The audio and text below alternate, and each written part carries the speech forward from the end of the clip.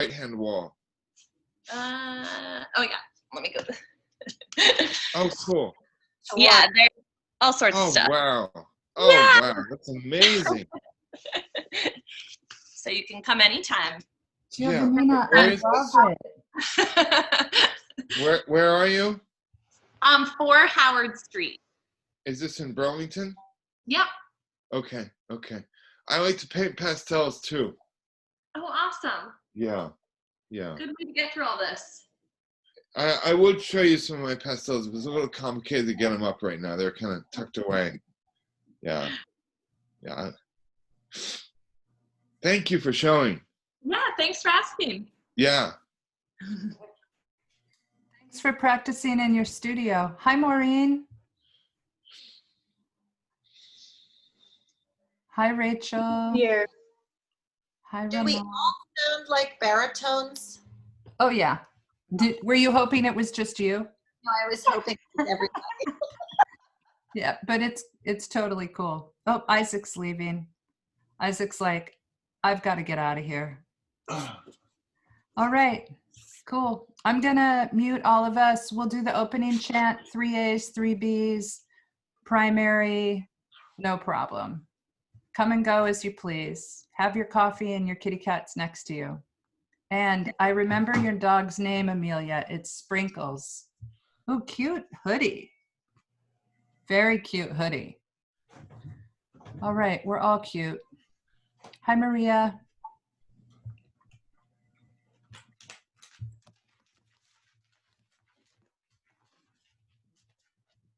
Perfect.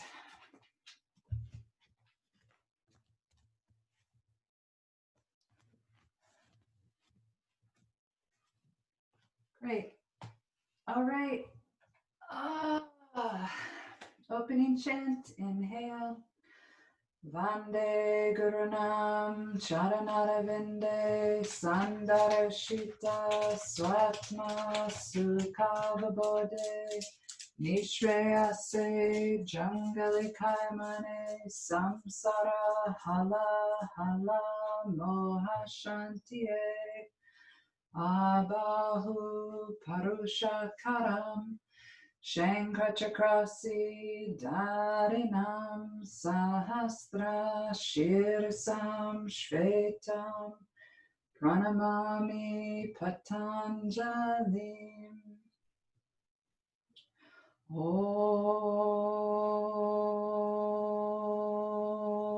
Om. Inhale up. Exhale down. Inhale, arms straight. Exhale, plank. Inhale, up dog. Exhale, down dog. Drishti is the belly button. Mula Bandha all the time.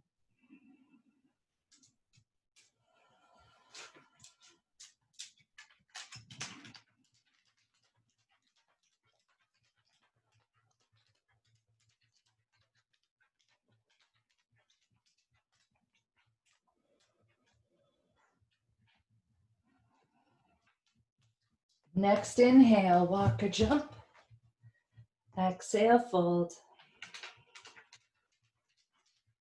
Inhale, rise. Samastatihi. Inhale, hands up. Exhale, hands down.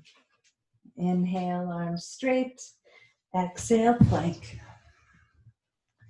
Inhale, up dog. Exhale, down dog. Wide fingers, chin tucks under. Listen to your breath.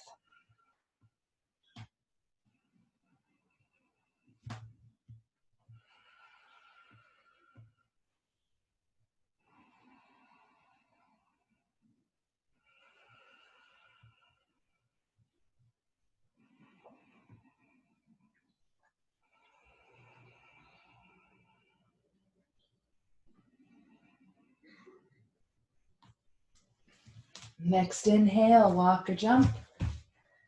Exhale, fold. Inhale, up. Samastatihi. Inhale up. Exhale down.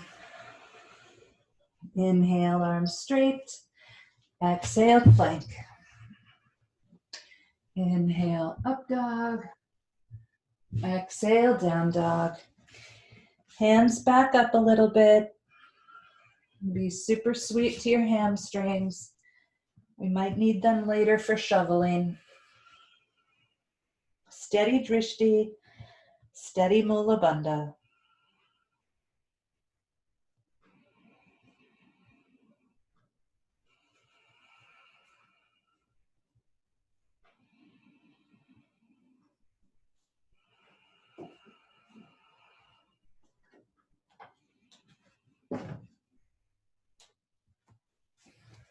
On an inhale, walk or jump.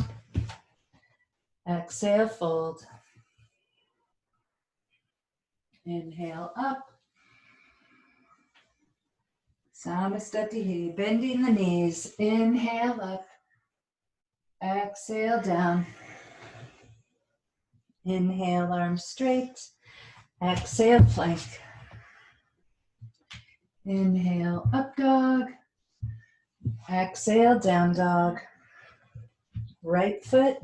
Inhale, warrior. Exhale, plank. Inhale, up dog. Exhale, down dog. Left foot. Inhale, warrior. Exhale, plank. Inhale, up dog. Exhale, down dog.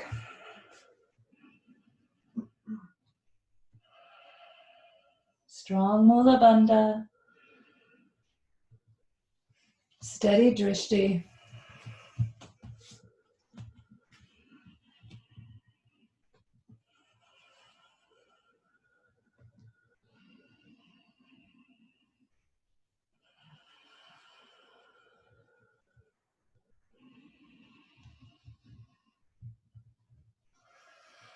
On your own inhale, walk or jump.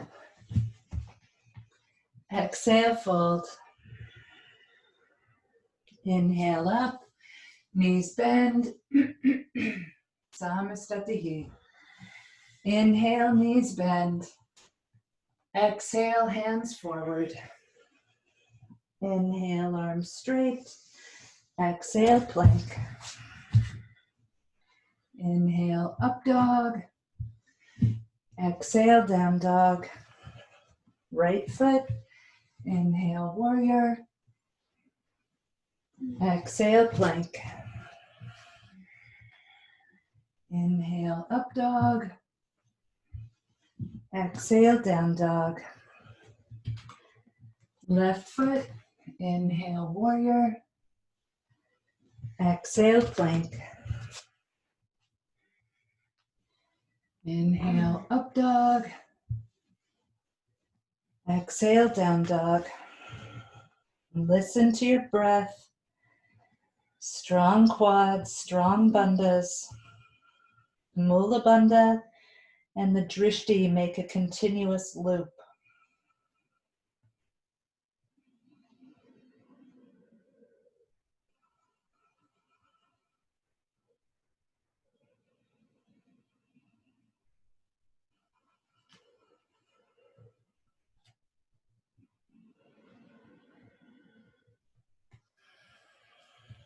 On an inhale, walk or jump. Exhale, fold. Inhale, up. Samastatihi. Inhale, up. Exhale, down. Inhale, arms straight. Exhale, plank. Inhale, up dog. Exhale, down dog. Right foot. Inhale, warrior one. Exhale, plank. Inhale, up dog. Exhale, down dog. Left foot. Inhale, warrior one. Exhale, plank. Inhale, up dog. Exhale, down dog. Equal attention throughout the physical body. Equal attention listening to the breath.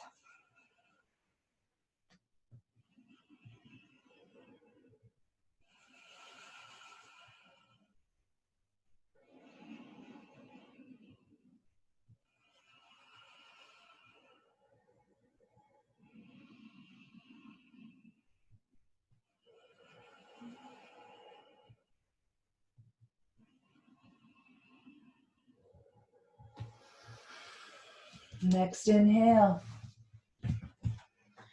Exhale, fold. Inhale up, knees bend, hands touch. Samastatihi. It's an inhale, open the feet, grab the big toes. Exhale, elbows bend, Padangustasana. Drishti again is the belly button.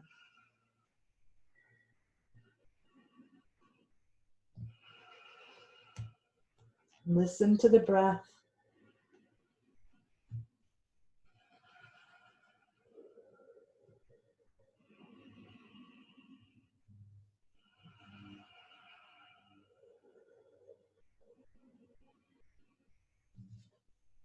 On an exhale, hands go under the feet. Inhale, arms straight.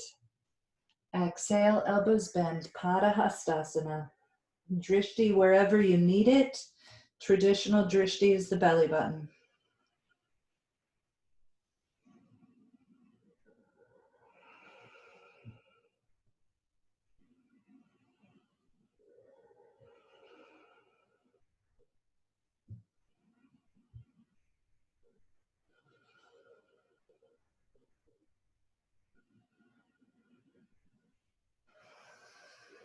On an inhale, arch your back, straighten the arms, exhale, hands to hips. Inhale, come up. Samastatihi. It's an inhale, open for triangle. Exhale down, Uttita Trikonasana. Equal attention throughout the body, equal attention to the breath.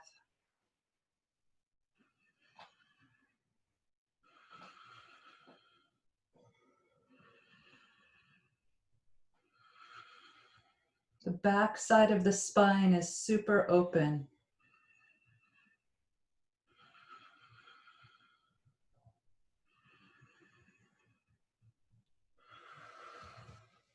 It's an inhale, come up. Exhale, side two.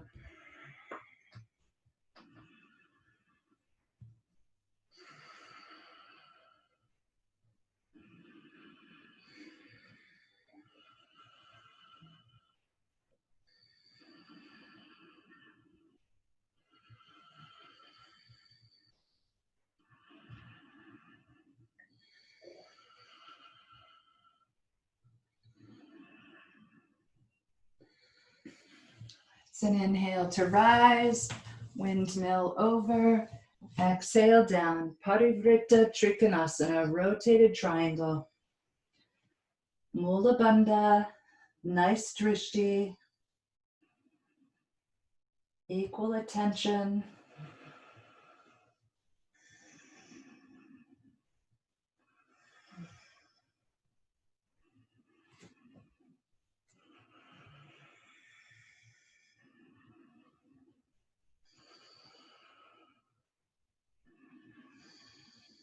It's an exhale to look at the bottom hand. Inhale, windmill up and over. Exhale, second side. Right hand on the floor near the left foot. Parivrtta Trikonasana. Open up the back side of the spine.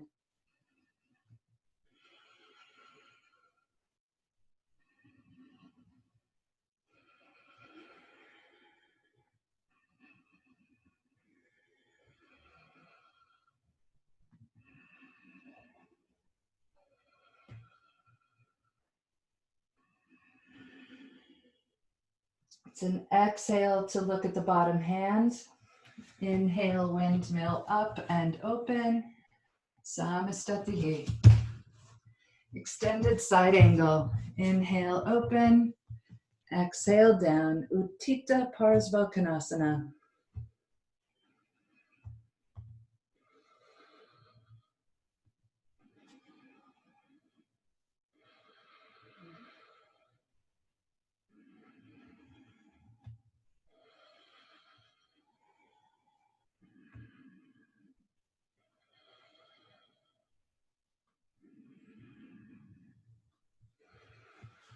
Inhale up and open.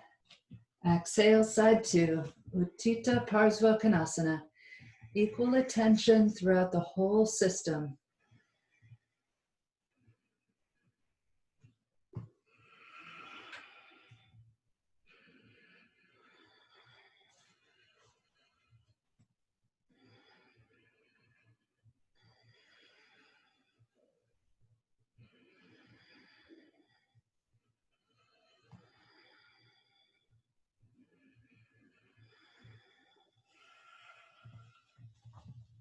It's an inhale up. Exhale across. Parivrtta Parsvakonasana.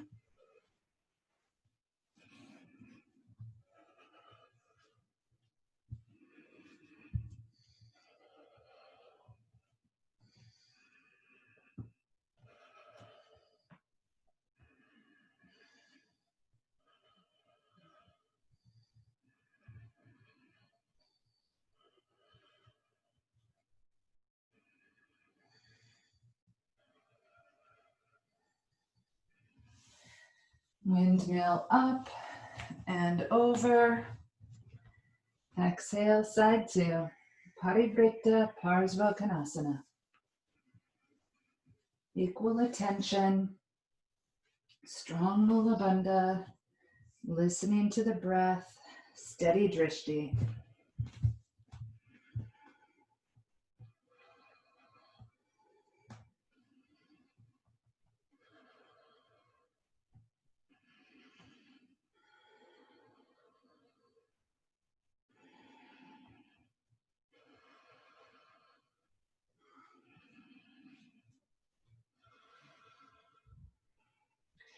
It's an inhale up, windmill if it's easy. Samastatihi. Hands are on the hips, inhale, open, Prasarita Padottanasana A. Hands are on the floor. Inhale, arms straight. Exhale, elbows bend.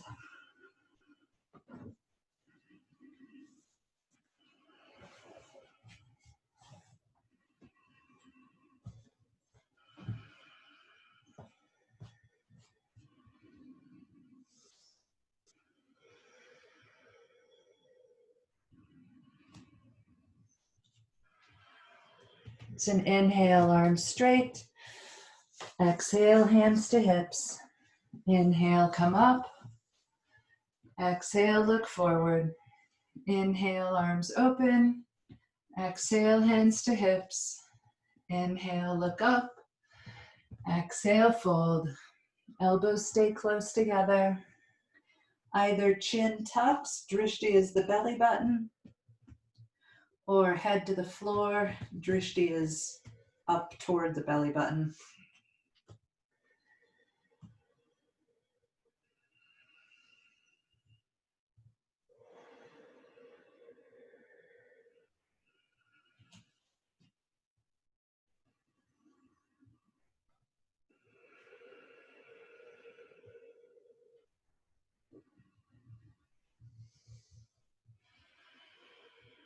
Next inhale, come on up, look up. Exhale, look forward. Inhale, open. Exhale, interlace. Inhale, look up.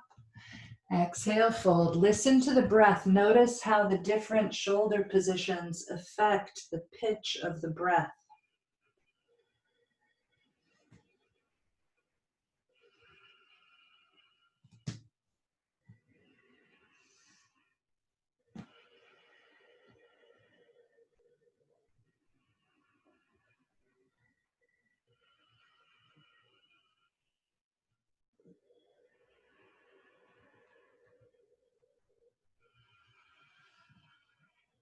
It's an inhale up, look up, hands move to the hips. Exhale, look forward. Inhale right here. Exhale, first two fingers, take the big toes. Inhale, arms straight. Exhale, elbows bend. Prasarita Padottanasana D. Quadriceps, fingers, toes, mula bandha. Arms are working, feet are working, legs are working. Anything that can be isometrically helpful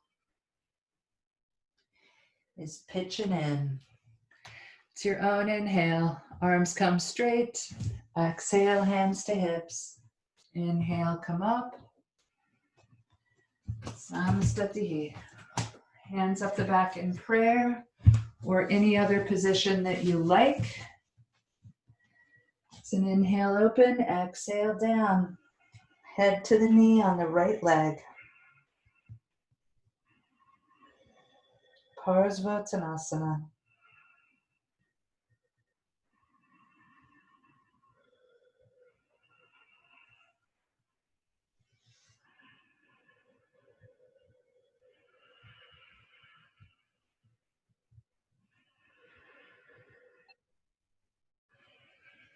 It's an inhale up and over. Exhale, side two. Head to the knee.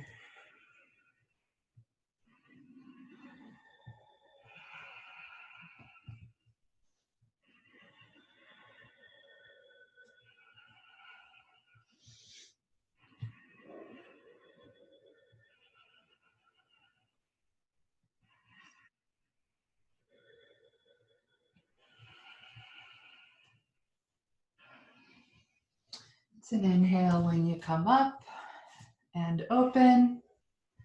Samastatihi.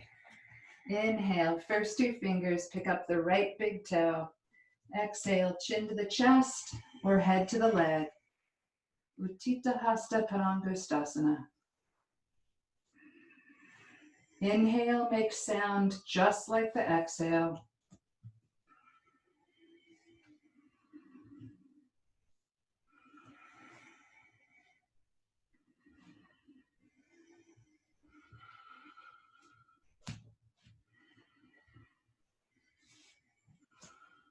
Inhale, head up. Exhale, leg open.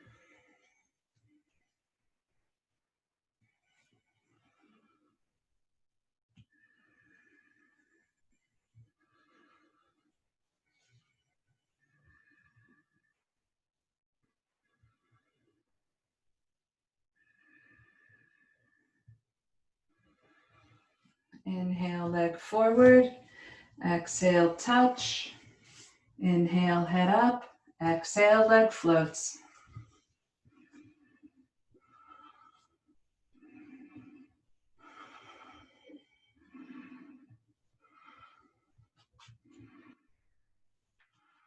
And release, side two. Inhale, first two fingers, pick up the big toe. Exhale, chin to the chest or head to the leg.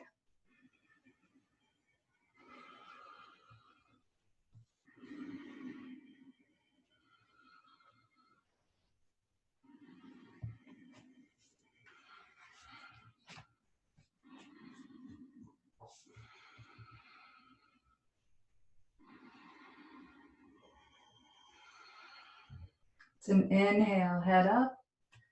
Exhale, leg open.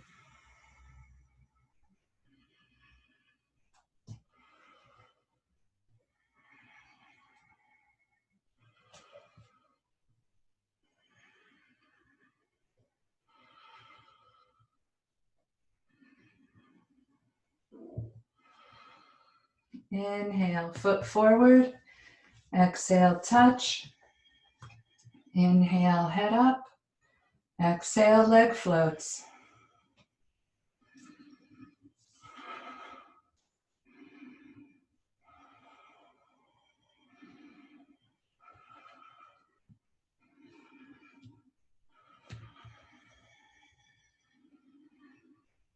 Exhale, foot down.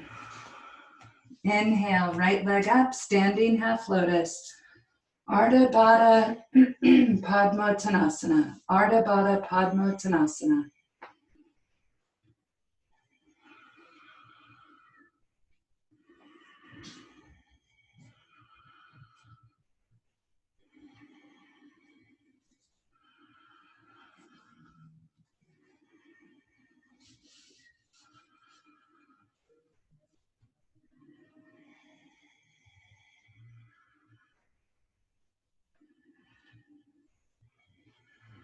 It's an inhale up.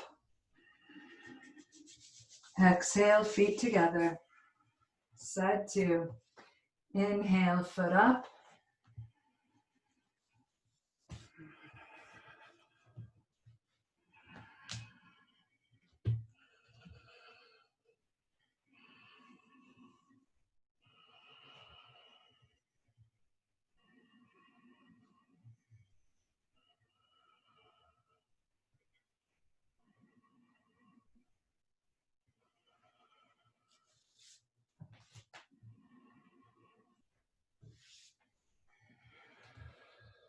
It's an inhale up. Exhale, feet together. Inhale, hands up. Exhale, hands down. Inhale, arms straight. Exhale, plank. Inhale, up dog. Exhale, down dog. Utkatasana.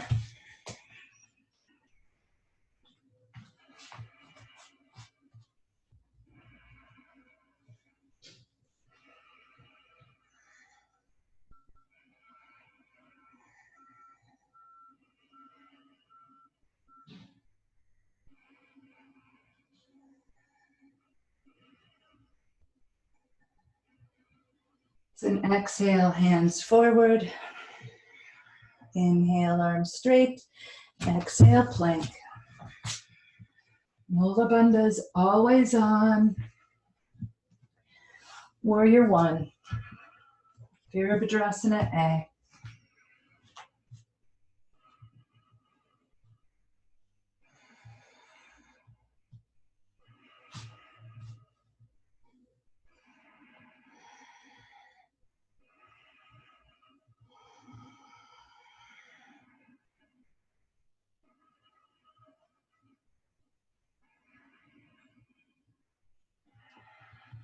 Up and over. Second side.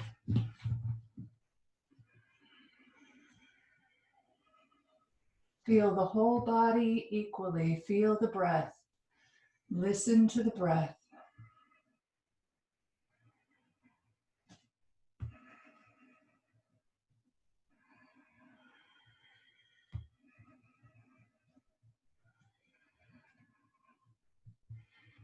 Open for Virabhadrasana B.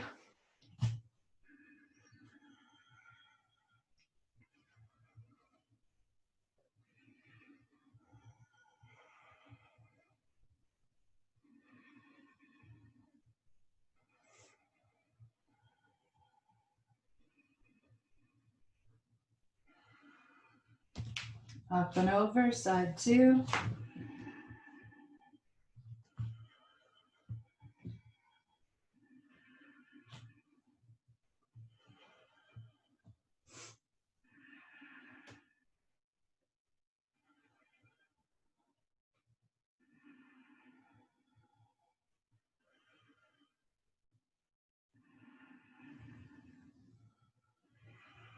It's an exhale, hands down. Inhale, up dog.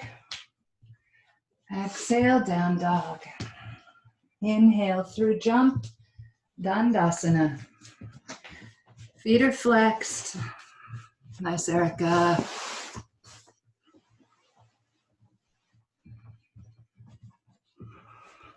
Hi, Maria.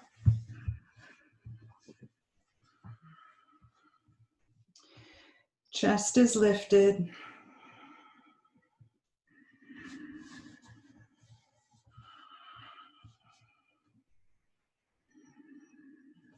Then exhale down. First two fingers, grab the big toes. Inhale, arch. Exhale, fold.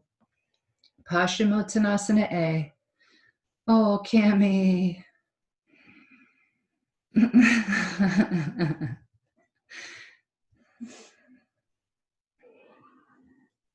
We'll do 3 of these.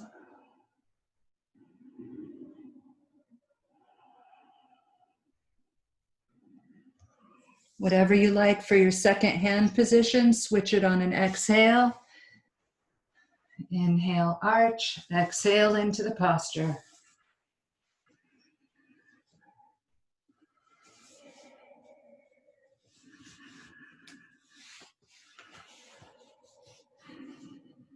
Nice, Maureen. Nice, Giovannina.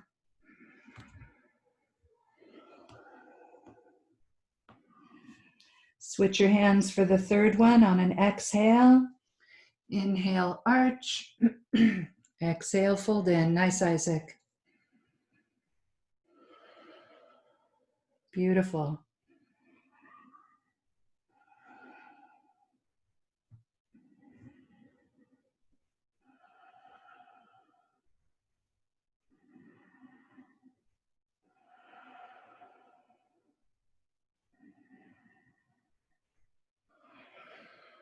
It's an inhale, arch. Exhale, release. Inhale, lift up. Exhale, jump back.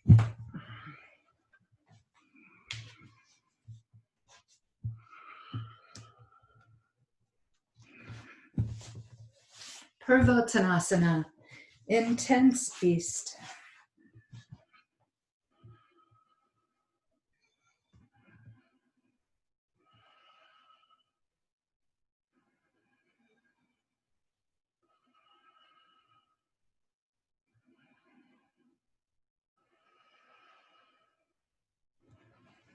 It's an exhale, sit down. Inhale, lift up. Exhale, jump back. If you've had enough yoga, this is an excellent place to jump off either into closing sequence or the last 3 finishing postures. Otherwise, vinyasa, right foot, seated half bound lotus.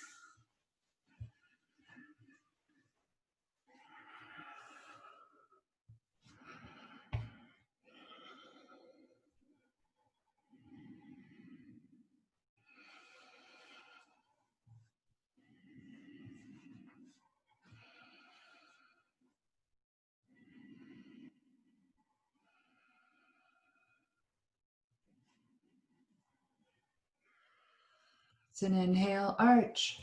Exhale, release. Inhale, lift up. Exhale, jump back. Vinyasa.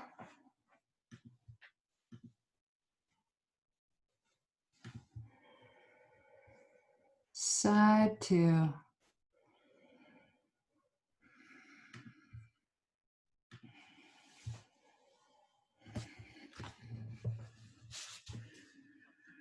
Ardha Baddha Padma Paschimottanasana.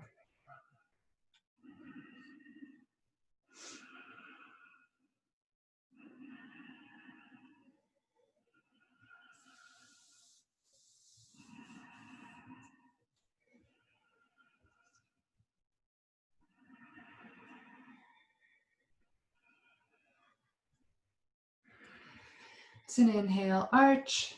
Exhale, release. Inhale, lift up. Exhale, jump back.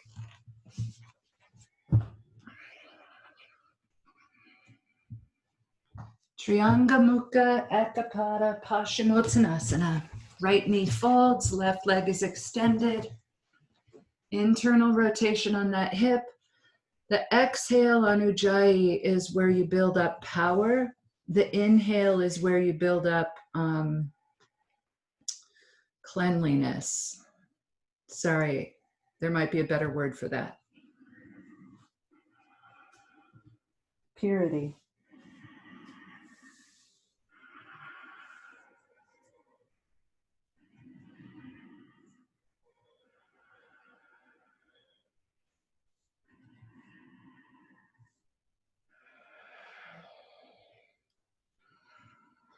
Next inhale, arch. Nice, Bill. Exhale, release.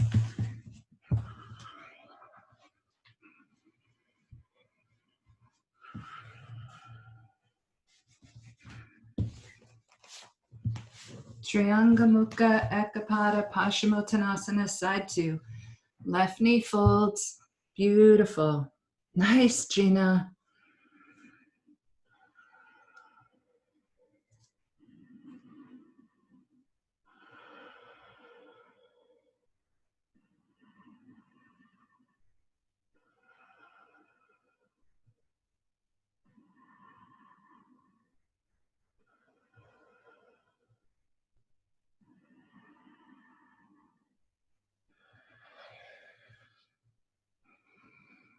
Next inhale, arch.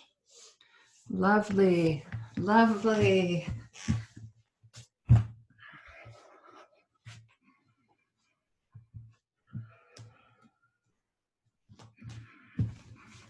Right foot in against the left thigh, Janu Sirsasana A. And you can hold the floor, you can hold your leg, you can hold your foot, you can interlace your hands around your foot. If you're far enough out, your bent knee has the grabbing hand and your long leg has the long arm. And once you make that bind, hi Rocky, once you make that bind, hi Sarah, you push forward with the foot and bend the elbows.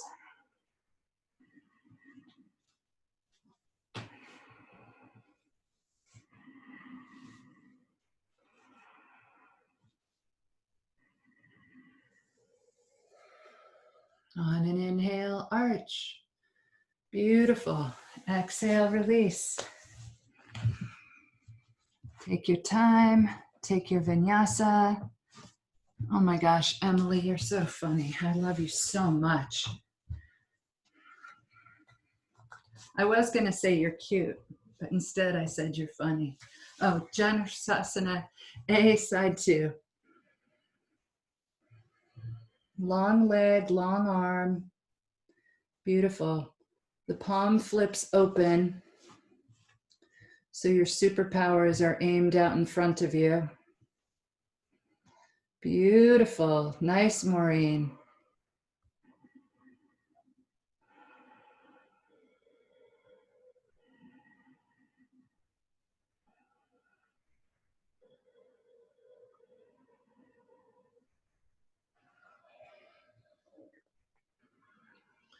It's an inhale to arch. Exhale, release. Sayuri.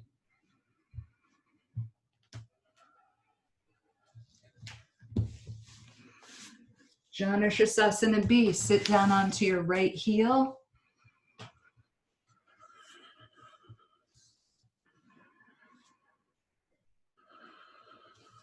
Nice vinyasas, Emily.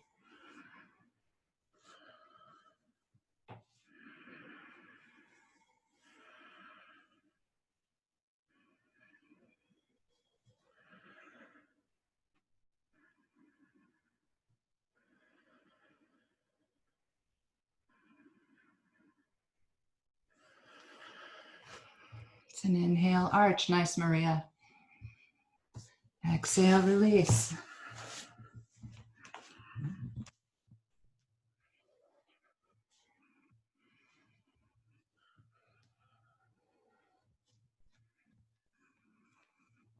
Through jump, sit down onto your left heel, Janu Sirsasana B.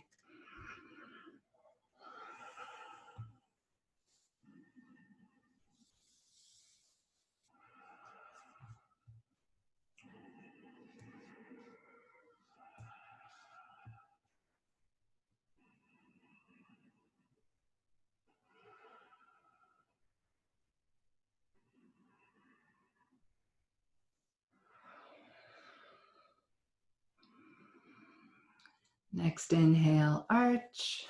Exhale, release.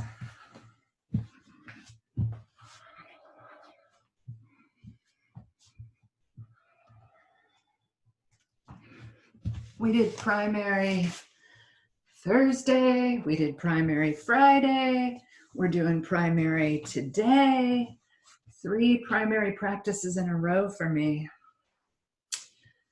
That might be a new like isolation first.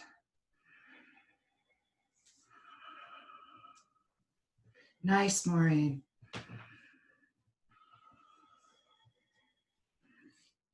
Nice, Maria. Nice, Emily. Nice, Cami. I just spotted you again.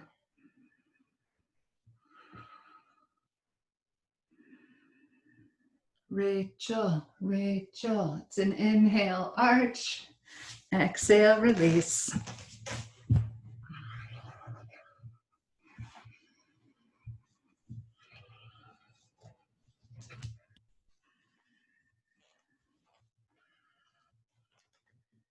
So, Janu Shasana C, side 2. You know, in the yamas, so yamas are what we do to take care of everyone else. Niyamas are what we do to take care of ourselves.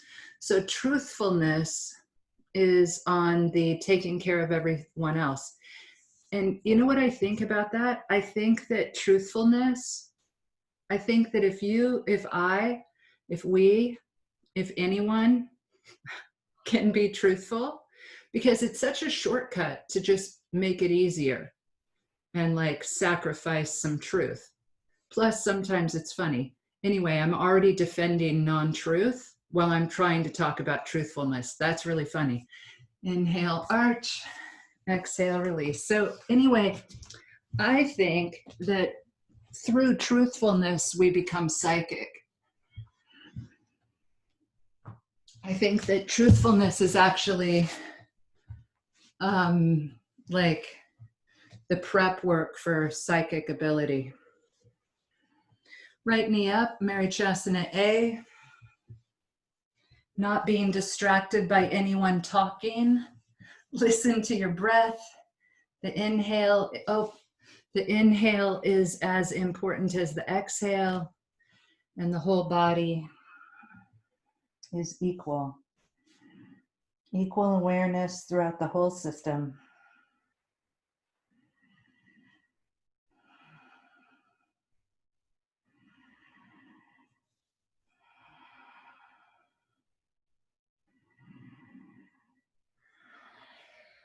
It's an inhale, arch.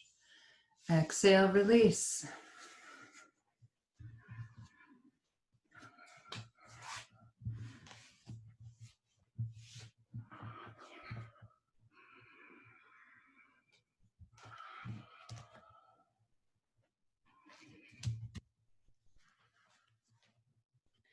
And I think the reason that truthfulness is considerate of other people is because if you're being truthful, they can develop psychic abilities.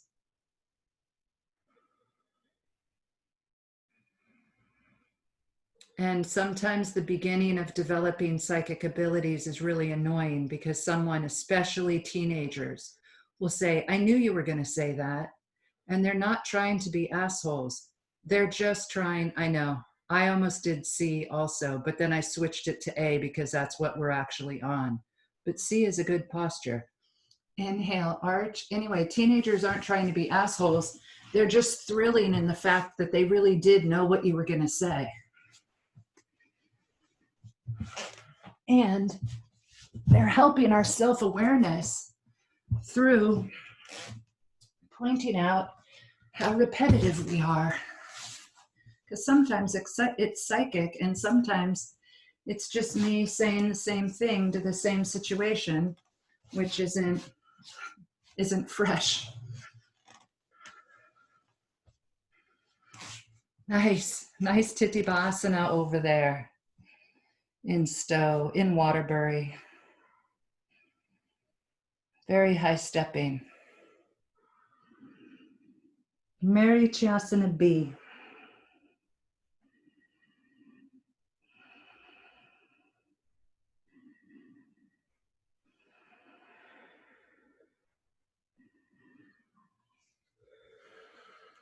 It's your own inhale. Open your shoulder against your shin. Exhale, release.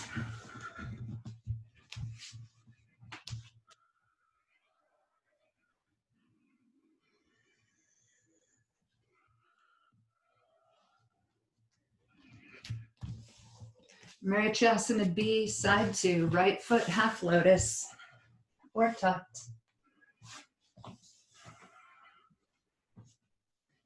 Or just being a very self-aware foot doing whatever it wants to do.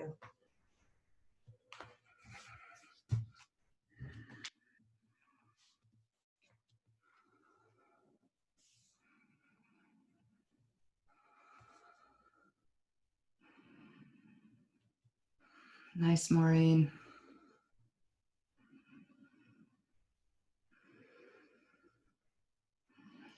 Nice, Giovannina. Nice, Danielle.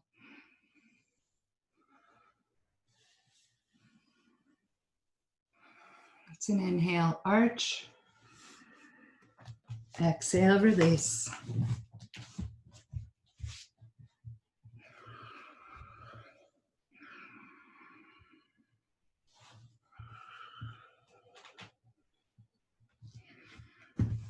Here it is, Marichasana C. Nice jump through.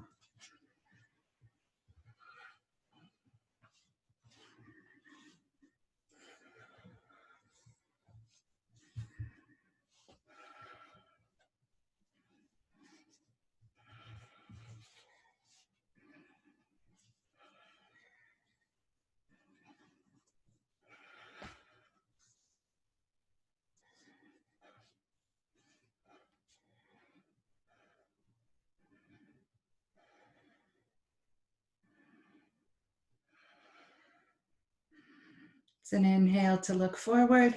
Exhale, release.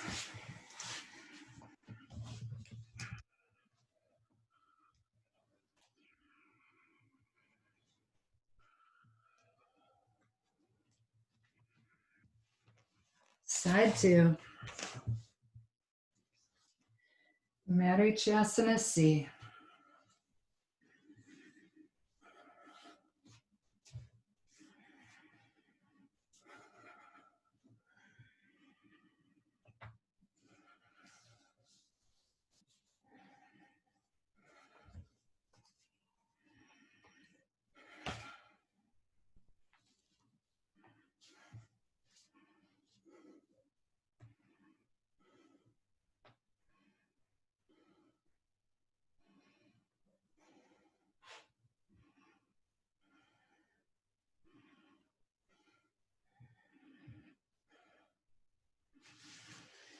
It's an inhale, look forward. Exhale, release.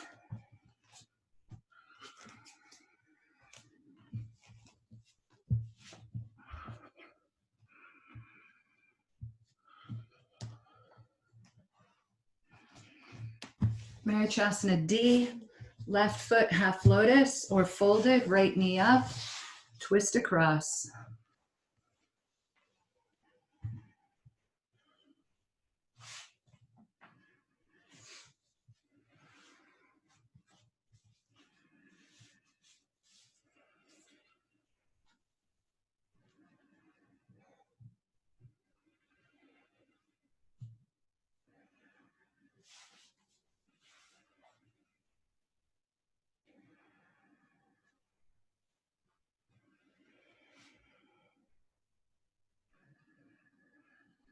It's an inhale when you look forward. Exhale, release.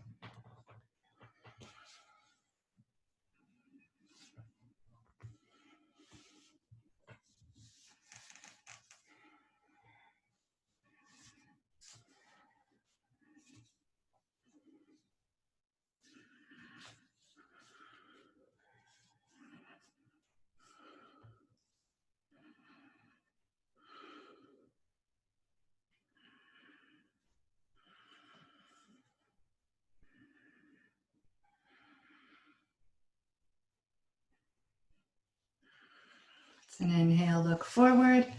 Exhale, release.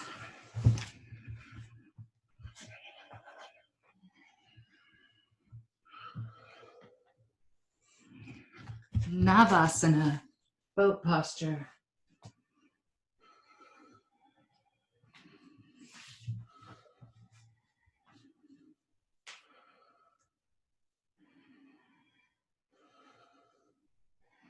Notice which foot crosses on top. Take a little swing.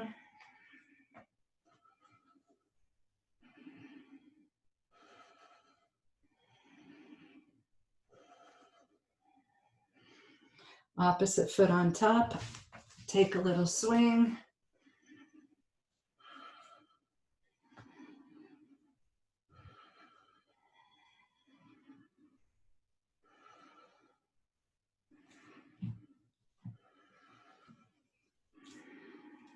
I think that's enough. Press up into handstand, land plank, up dog, down dog. Jump both legs up around your hands.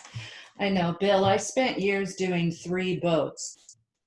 I only started doing 5 boats. As far as I remember, it started during the whole quarantine thing.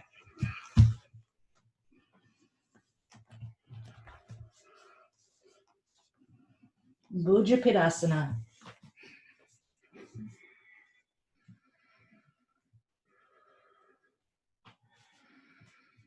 Beautiful, beautiful.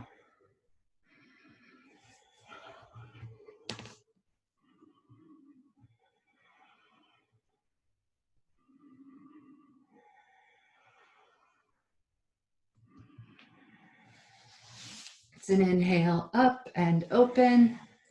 Exhale back.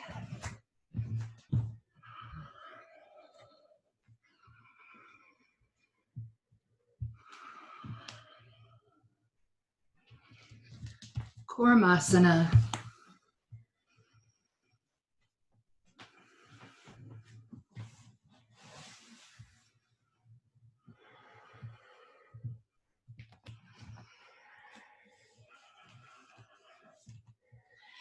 I thought there might be an emergency text on my phone or something, you know, like, oh my gosh, I have a miniature dachshund. He went out in the snow. I can't find him. Something like that. And I would run around going, Daisy, Daisy. Anyway, it wasn't that. I didn't really look because I'm practicing more or less Supta Kurmasana. But you know how you can read the first sentence or whatever, the first little lead in? It said, you should really read this. It's only 1,500 pages. It shouldn't take too long. I thought, who is telling me to read anything? This is so funny. It's supposed to be super sweet.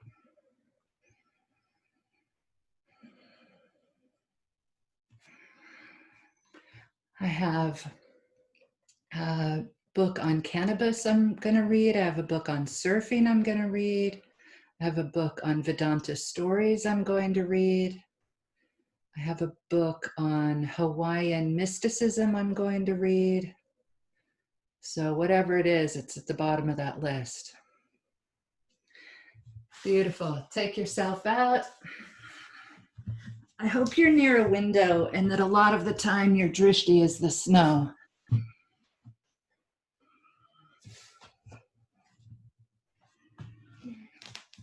Ardha Full lotus, faux lotus, fun lotus, no lotus.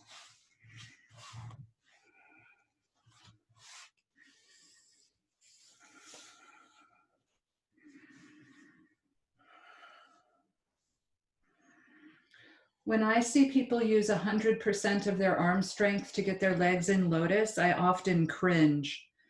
But I'm wondering if folding my right leg in first could help my body in any way, since that's the advice and I literally never do it. So now this is the second time I've folded my right leg in first, and now I've turned into one of the people that make me cringe. So I'm self-cringing. You can roll if you want. Beautiful. Nice, nice, Maureen. Nice, Bill. Nice, Cami. Nice, Rachel. Nice, Ramon. At the end, lift up.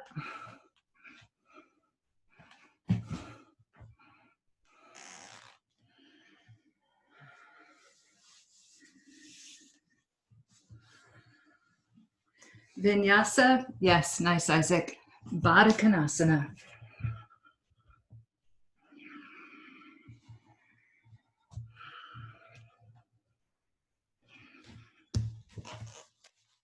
We'll do 2 of them.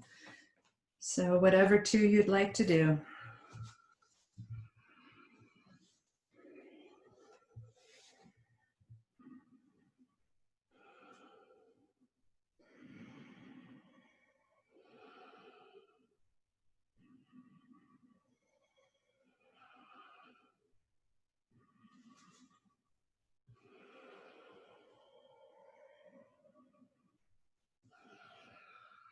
Five breaths in the first position. Inhale up. Exhale down. 5 breaths in the second position.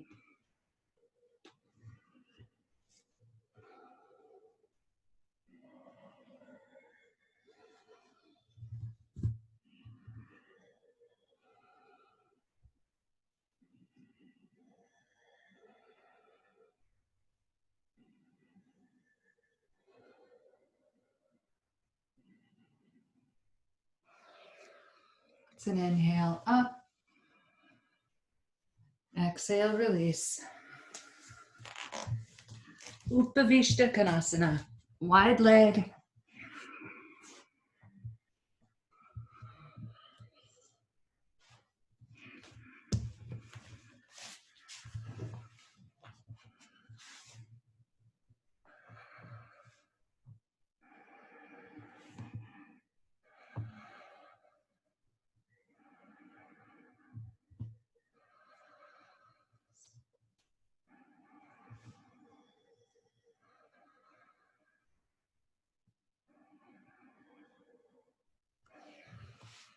It's an inhale up.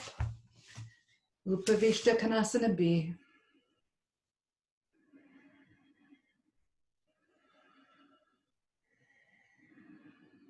Nice, nice, nice, nice, nice.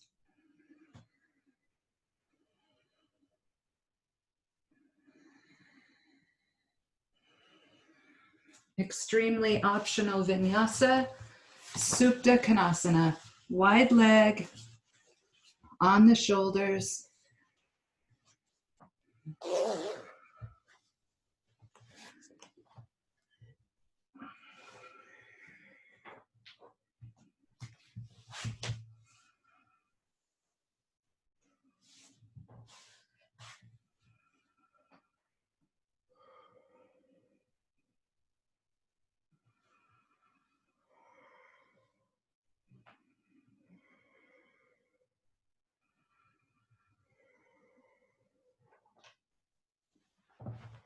It's an inhale up.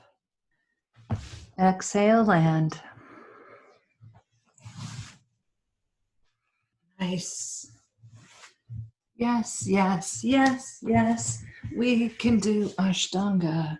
Ashtanga is invited to our party. Ashtanga is always invited to my party. It's an inhale, jump through. Exhale, lie down. Inhale, pick up the right big toe. Exhale, head to the leg. Supta Prangustasana.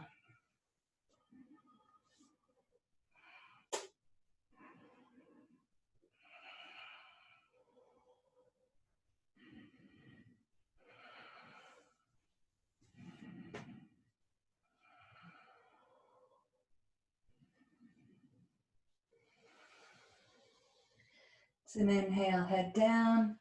Exhale, leg open.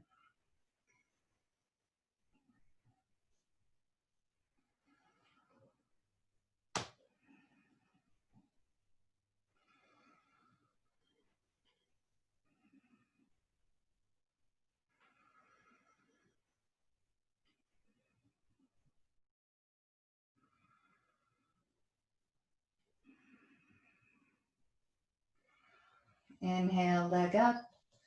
Exhale, touch. Inhale, head down. Exhale, leg down. Inhale, second leg up. Exhale, touch.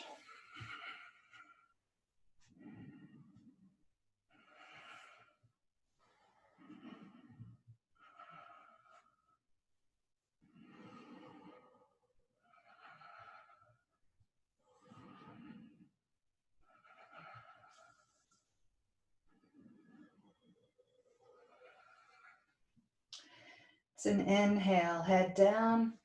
Exhale, leg open.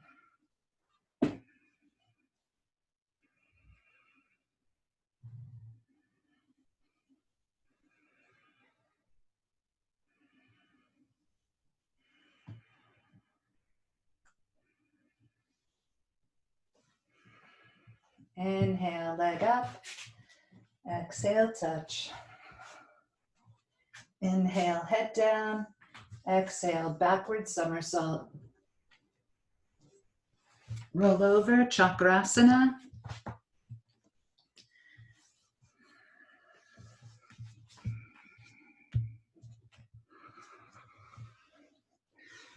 Through jump, roll over. Don't let your toes touch the floor if you have that option.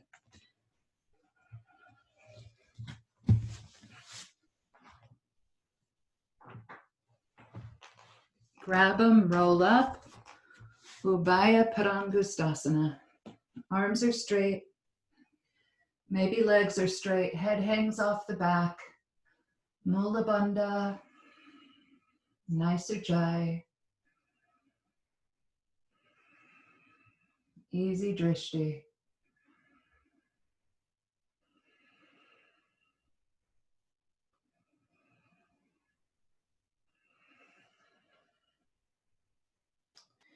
When you're ready, look at your feet, release, take another chakrasana or roll back, roll up, grab the sides of your feet, tuck in Urdhva Paschimottanasana, Urdhva Mukha Paschimottanasana.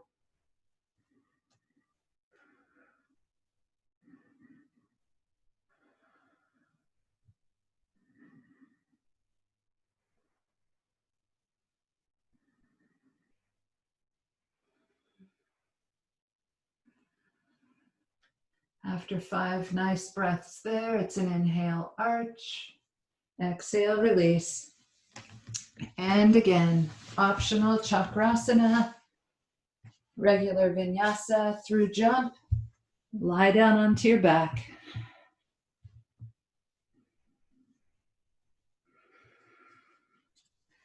Setu Bandhasana.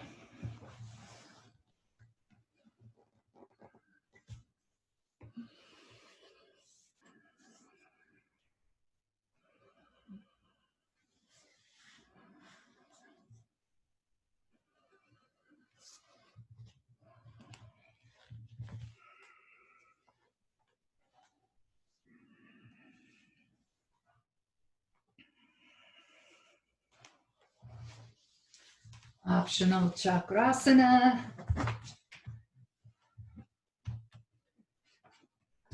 And some back bends.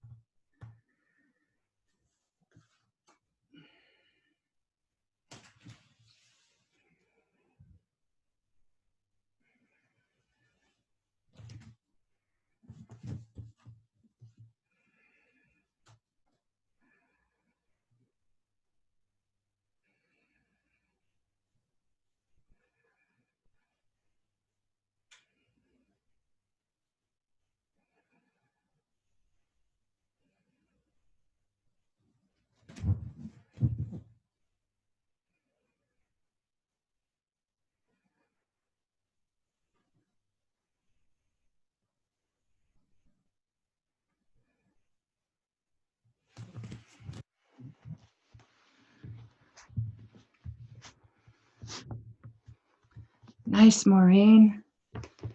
Nice, Isaac.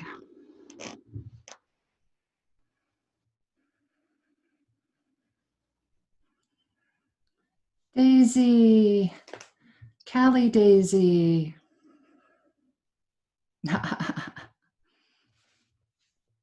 Nice, Emily.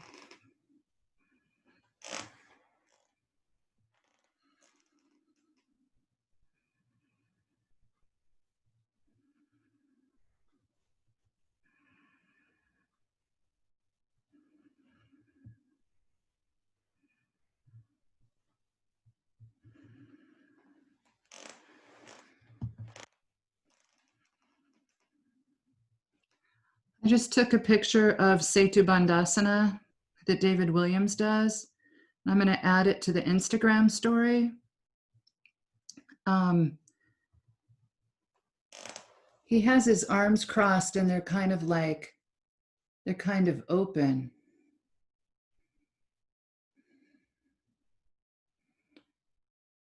And he's all the way up on his forehead and his nose is touching the floor.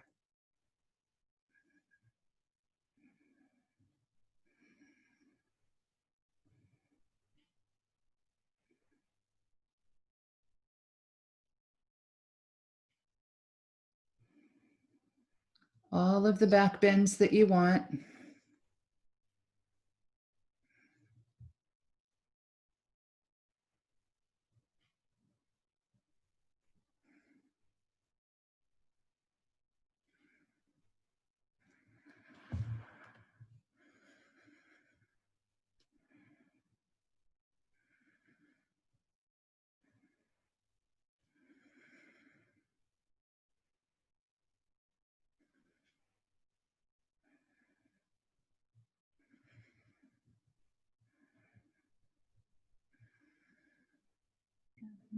Hi, Kathy. Hi, Sumiko. Jenny. Oh, oh my gosh, the square is too little and you are as big as your sister. Ginny, hi. I like your pajamas. How are you? Good. Good. I'm good too. Hey, you were epic at Halloween.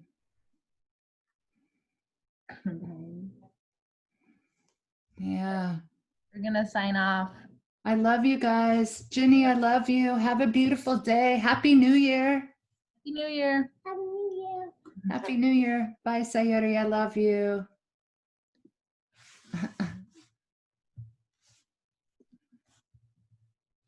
Nice, Isaac. Good use of your towel and your forward bend. Nice, Cami. Nice forward bend, Rachel. Anything you want to work on, like handstand into back bend, or you can go right on into closing sequence. Yes, handstand into back bend, my favorite. Or you can go right into closing sequence. Maureen, I'm teasing Rachel. She has the mostly white room over there because she tries to do handstand and she just goes into a lovely walkover very, very often. Not every time. You guys remember when my New Year's resolution posture was to go from handstand to fall into back bend? So I just fell for like a year on purpose. That was lucky that I didn't kill myself. Oh, do we have any New Year's resolution postures this year? We're gonna have to think about that. Maureen does. Is sleep a New Year's resolution posture? Yes. If you don't normally get enough sleep, sleep is definitely a New Year's resolution posture. Can I tell you a gossipy, catty, bitchy, unpsychic story? Once upon a time, Milk Bubba came to my house and he stayed for a very long while. And when he was here, lots of people came to meet him and visit him, and he would do pujan. And you've already heard this, Maureen. Anyway, he would do pujan in this back room. And at the end of bhajan, sorry. At the end of bhajan, he would say, does anyone have any questions? And it would be 11 o'clock, 11:30 at night. and there would be a huge pot of sabji, vegetable spicy soup on the stove, ready for everyone to eat. And anyway, people would ask some questions. And the whole time I would be running around the house, cleaning the bathroom, kind of listening to the bhajan, but not really in the room that much. So I would come in for the very end, and I was there for the questions. And at one point, this person who I thought was very pretentious, because I still have judgments and opinions. And anyway, he raised his hand, and Milk Baba called on him, and he said, "Milk Baba, I feel like I'm a very bad yogi because sometimes when my alarm goes off at 4 a.m., I just turn it off and I go back to sleep. How can I become more disciplined?" And really what he was saying was, hey, everyone in the room, I set my alarm for 4 a.m. so that I can meditate every day because I am much more spiritually advanced than the rest of you. And it was that made me want to gossip about him and tell this story, because I can't stand that, but it's funny. So anyway, Milk Baba, the hair on my back stood on end. I don't really have a hairy back, but we'll just go with that. The hair on my neck, that could be true, stood on end because I was ready to jump down this guy's throat, like, don't bait Milk Baba. And Milk Baba said, "Bad question." And I was like, my love for you, Milk Baba, just grew 10 times. Milk Baba said, "Bad question." And he said, "This is the best prostration." And he laid down. He said, when you're asleep, that's when you are in the best prostration to the divine. And he shut the guy down, and I didn't even have to deal with it. I was like, thank you, Milk Baba. Who wants soup? No, then we would go out and we would sit on tapestries in the living room, which at that point was not a home gym. And we would sit on tapestries, and Rama and I, usually Rama, I would dish up the bowls and then she would go give them to everyone. And no one could eat until Milk Baba came through and gave his blessing. And then he would do another little chant, and then everyone could eat. If you could eat that spicy of a soup, you could eat. I would take a couple bites and then I would hand it off to other people and say, here, you want more? Here's some more. Anyway, yeah, sleep is the best, Maureen. Look at that. Maria's already joined you. Maria's like, I'm in the best prostration. I'm glad you guys know closing sequence so that I can just tell stories through it. Shoulder stand, blah, blah, blah. Headstand, blah, blah, blah. 3 finishing postures, blah, blah, blah.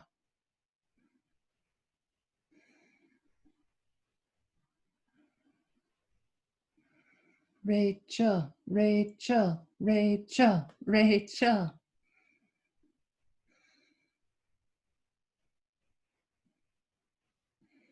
Nice, Sarah. I need to pull one of my chairs up into this room. So that nice, nice, nice headstands. Shirsasana.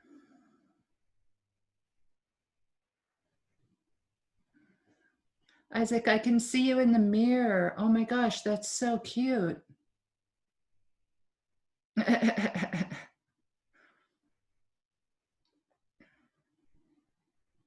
Nice, Danielle. Shirsasana, child's pose as long as you want it.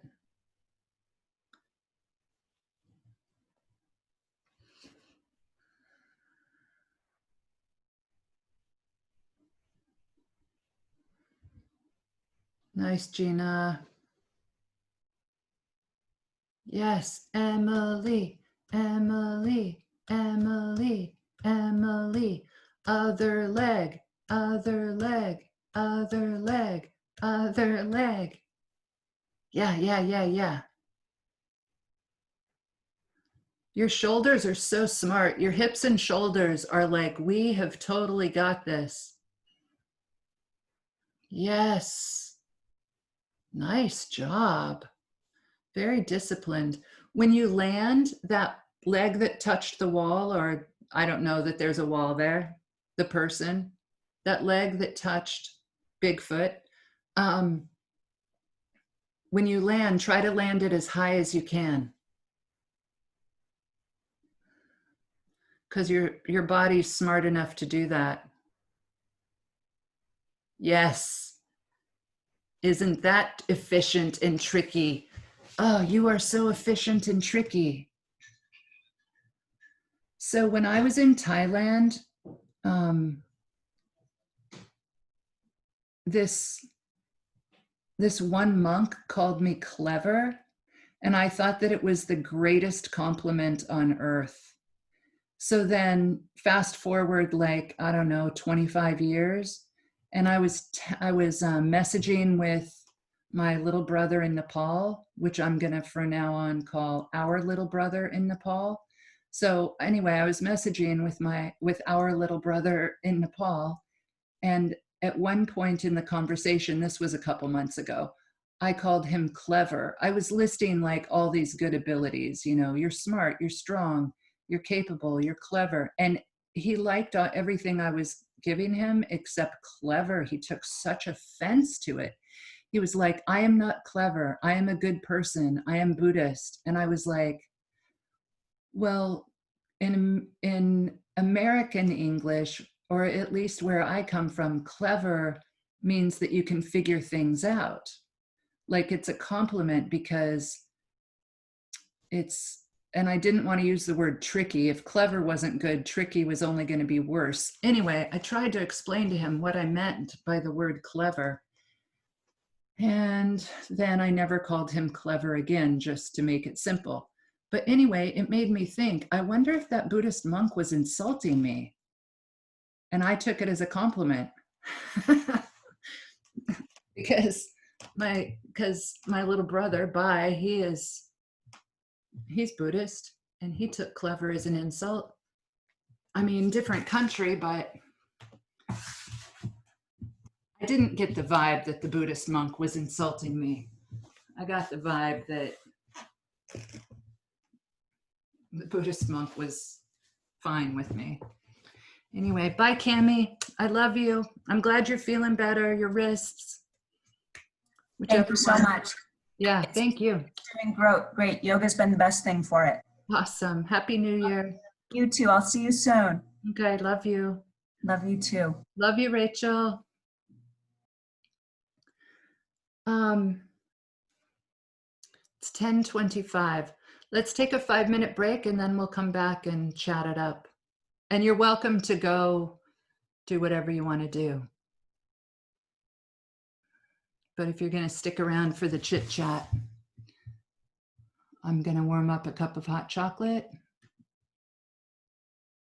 I know you're shocked by that.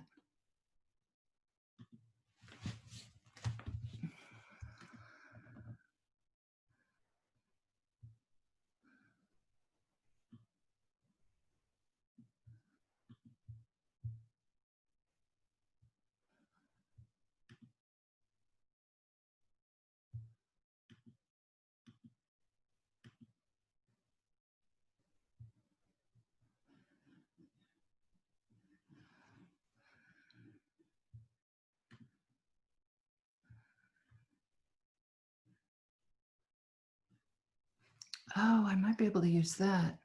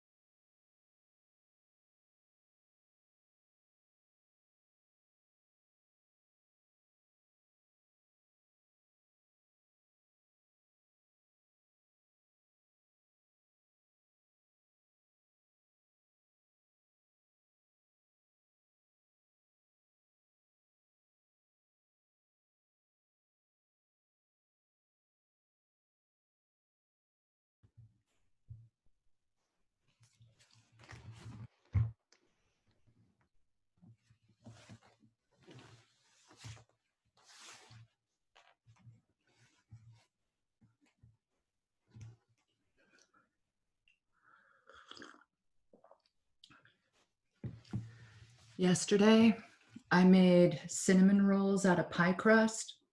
So I took pre-made pie crust, unrolled it, put on butter, sugar, cinnamon, rolled it up, cut them, put them on a little pie sheet, baked them, and then I ate too many. And I just remembered I had them, and I just ate my first one, and I'm hoping I don't eat more than 6 today. 6 is probably enough.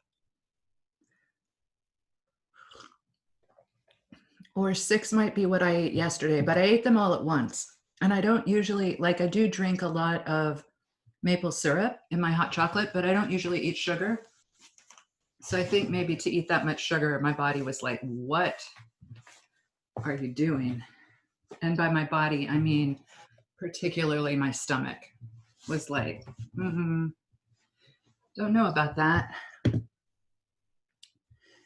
You can unmute if you want to talk. I have a follow-up. I have 2 follow-ups from our discussion last week. Last week we were talking about Aprigraha, non-hoarding or non-grasping, not taking more than your fair share, greedlessness, and hi, Amelia. And I thought that the newsletter where Sarah did the opposite, I was like, oh my gosh, that's brilliant. So first I want to talk about that. We talked about this in the grocery store, how you can move people now because everyone's trying to give everyone 6 feet. So if you move a little bit, someone kind of far away from you will adjust, and how that can be funny. And how we're so much better at it now than we were 6 months ago. Anyway, so when people are moving cattle or training horses, where the body is and how it's angled, and whether it's by their hip or by their shoulder, makes a huge difference on the social pressure that they feel. So you can move things by just where you're standing and how you position yourself. So if you've ever been working with cows and they're all headed for the gate, like if you can just barely get in front of them, they'll turn and they won't run out the gate, or they'll make a run for it because they're smarter than body language. They're like, I know the gate is there. Anyway, okay, so there's this body language being able to move herd animals. And I felt like when Sarah made that list of the opposite of hoarding and being greedy and, like, anyway, I felt like that list was kind of was like moving the topic into a really great direction. Did anyone else read that list and think about that? Because I was going straight at it, and straight at it is a lot of times too direct, and it doesn't work that well. So also, like, when people are training horses, if the horse is totally like losing its shit, if you just turn and you run the opposite direction, they actually, even if it looks like they want to kill you, they don't want to be left alone. So then you run the opposite direction and they'll follow you. That's how come there's that video of the remote control car and all of the cows keep following it and like sniffing it. And I mean, they're kind of playing with it. Anyway, I don't know if you saw that video. Okay, so then I got this text and it says, it's from Marika. She said, Aprigraha for her is the practice of letting go of expectations. And I was like, that's fascinating. That is not going directly at it. The practice of letting go of expectations. And she was saying that, so anyway, she and I were talking on the phone, and while I was cleaning up the kitchen, and she was saying that when people have expectations, that's when they get greedy, or that's when they take too much, or that's when they hoard, like when they have expectations. And a lot of it is expectations of things not going well. So if there's some sort of fear involved, like, oh my gosh, I might run out of toilet paper, which I didn't see that as a big problem. But anyway, so for her, she's backed off to the point where Aprigraha is the practice of letting go of expectations. I just thought that was kind of interesting. And it didn't quite fit onto Sarah's list. And Sarah, your list was like so thoughtful. You had so many good words. Anyway, okay, I just wanted to tell you that. You're welcome to talk back to me if you want to. No? You're just going to text me silently from your yoga mat?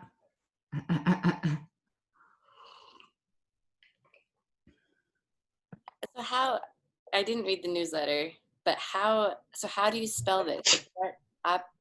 Apari, A-P-A-R-I. A-P-A-R-I. Graha, G-R-A-H-A. Okay, I'll have to check that out. And it's one of the yamas, and I don't know which copy of the Yoga Sutras you have or how many copies of the Yoga Sutras you have, but it's usually translated as greedlessness. Graha means grasping. And apari is like, please don't do that. That's my own translation. I'm going to read Sarah's list as soon as I find the newsletter. Yoga. Kathy, I just in commenting on Marika's idea, I'm just letting sort of wash over me, but I I may have said this before, but I don't know where I read this.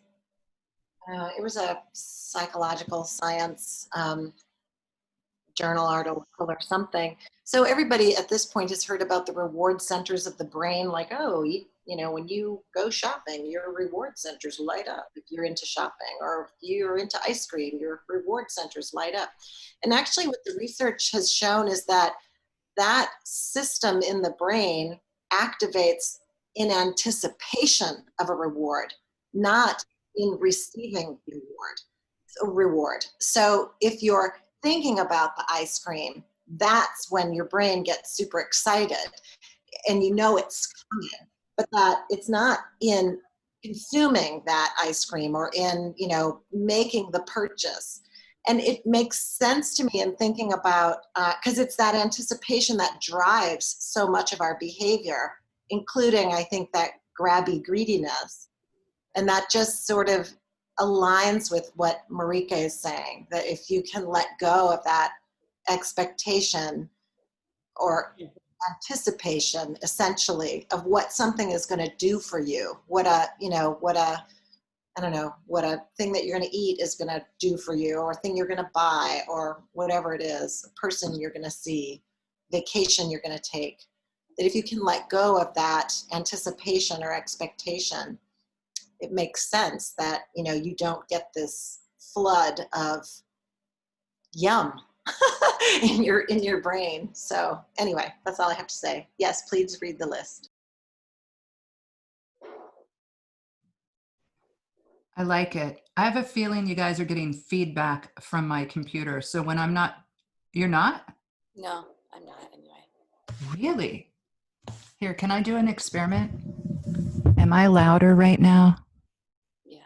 Okay, so the microphone is on and it's not picking up this horrible speaker I have for my computer. That is a good microphone. Okay, here's the list that Sarah wrote. Sharing, giving, space, freedom, open, enough, satisfied, content, empty, able to be filled, knowing our own needs, knowing our needs. I love that, Sarah, I love that content made it on that list, which obviously I just hadn't thought about the opposites. I mean, obviously content would make it on the list, but I love that contentment is in the niyamas and then Aparigraha is in the yamas. So if you can get contentment, you've kind of taken care of that yama. That's super cool. Okay, that's all I wanted to tell us about. Next person to talk or next topic. I can just add that I was trying to find a way to talk about them. Like usually I try and find like a poem or I don't know, I felt stuck. And then I was looking at the Yoga Sutras because I was like, maybe they'll say something. And that's when I found the sutra that was like, I think it was in the newsletter, but it was like, if you have a negative thought, go opposite. And I was like, oh, these are kind of negative. I associate them with negative feelings. So what if I go opposite with them? And that's how that happened. It worked. It also said, Gina, to your point, it said, like, if you can't, like, if you're having a negative feeling and you can't go opposite, just try and go, like, the next opposite. So I feel like it's, like, moving, I don't know, the only word I have is vibration, but moving that experience, your physiological experience of whatever that feeling is, like, moving it towards, away from negative towards positive. I just want to interject in this moment. Sarah, the newsletter is so rich. It's really wonderful. So thank you. And also, I want to put in a plug for the Sunday night yoga watch party, the yoga philosophy lecture watch party, which is just a few of us right now when we remember. It's amazing. We are listening to this. Who is it, Sarah? I can't remember his name, but he is a scholar. I can post it again, but he's a scholar on a whole bunch of things. He has a number of books, but we're currently listening to his lecture on the Nirvana Shatakam, the chant that we did a while ago. That's like a non-dualist chant that I didn't know what it meant when we started it. But then it was like, this is like the summary of the non-dualist chapter in the Upanishads. You don't have to read them, just know this chant. And I was like, I love shortcuts. Yes, and it is, the scholar is so good. Yes. I probably see now what I'm doing is I'm raising your expectation. Marika just told us to let go of. So I'm sorry for doing the opposite. But anyway, it's super, super good. And I've learned a lot that has been sort of transformative, and that's not an understatement. So in terms of my understanding of non-dualism, it's been great. So fun. Thanks for saying all that, Gina. Sunday night, 6:15 on the same Zoom link. We're going to change it to 6 if that's okay. Oh, that's probably better. Great. Easy to remember, yeah.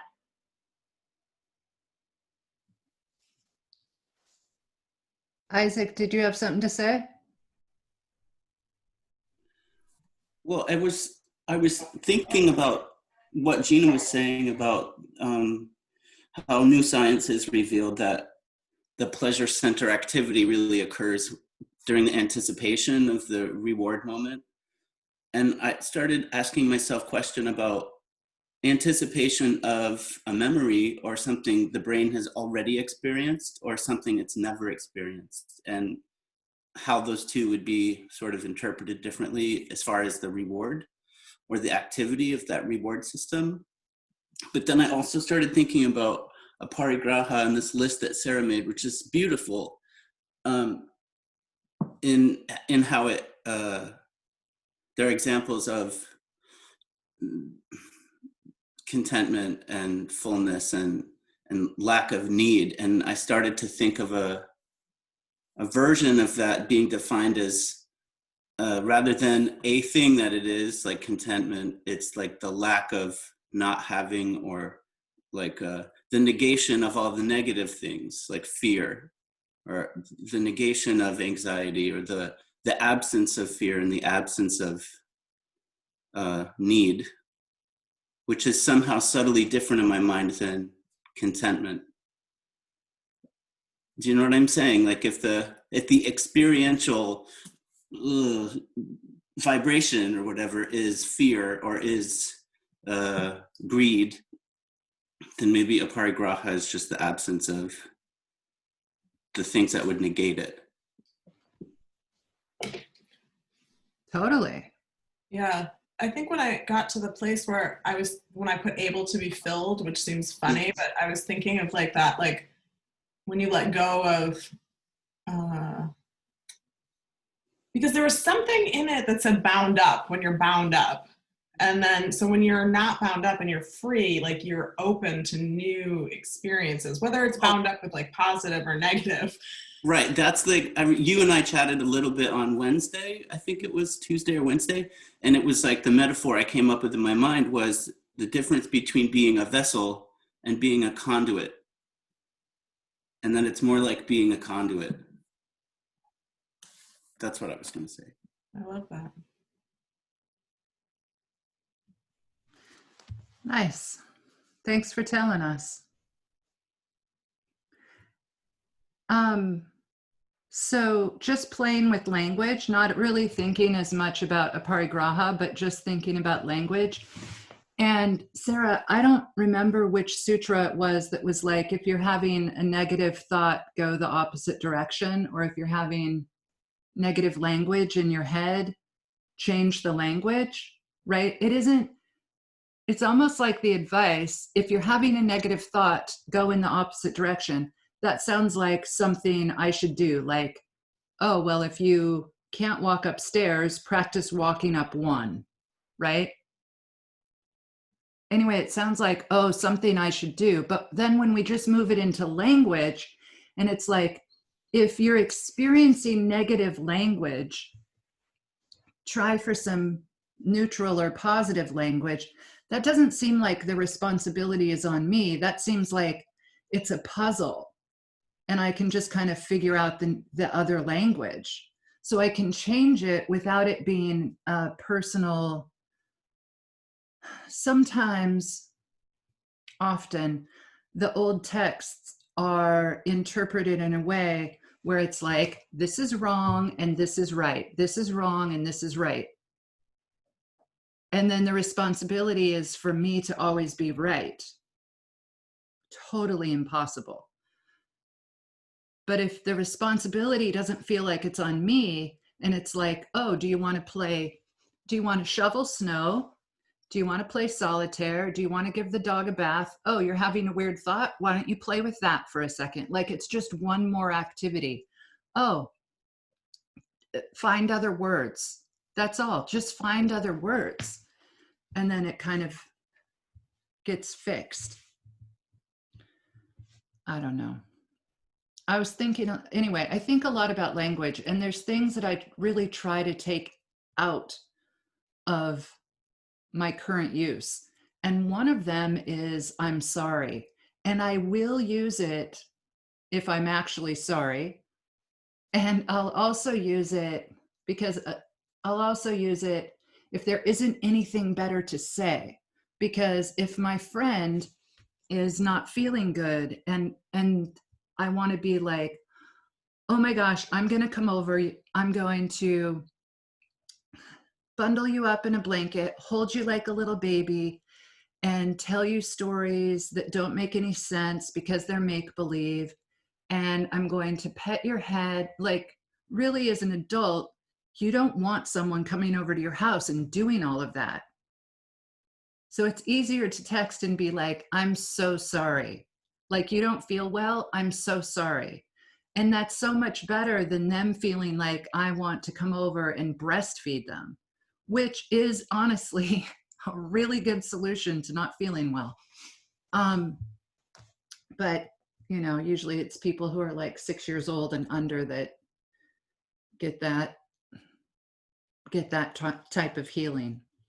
Anyway, so I'm sorry. Sometimes I use it because I can't find a better, like, I'm sorry that the world threw this at us, whatever the issue is.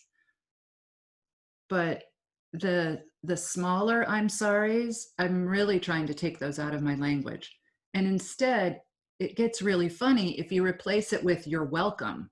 So anytime you want to say, "I'm sorry, blah, blah, blah," I'm sorry that there was this small little affront that my language just did to you. Instead, if you say, "You're welcome," that my language just offended you slightly. That is so much funnier.